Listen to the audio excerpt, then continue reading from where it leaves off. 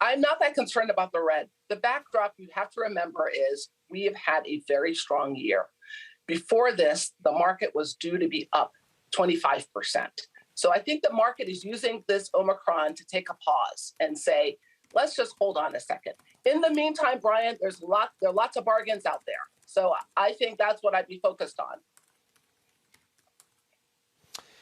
Yeah, and the macro markets are one thing, and like we've said earlier in the show, and I tweeted out, there's many things at play. Your Omicron will get the headlines, but there's options activity. Oh, by the way, it's the end of the month.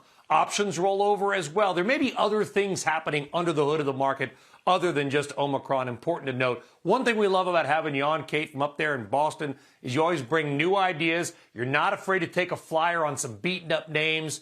And Roku has gotten rocked lately, and not in a good way. You're a buyer of Roku. I'm a buyer of Roku. Roku is down on a number of concerns. Remember, it's down 50%. This is 50%. Hard to believe. People are concerned about, they viewed Roku really as a pandemic play. TV sets are up. The price of TV sets is up 40% year on year. They're also concerned about supply chain. Roku does have equipment. The supply chain issues. They're also concerned about advertisers.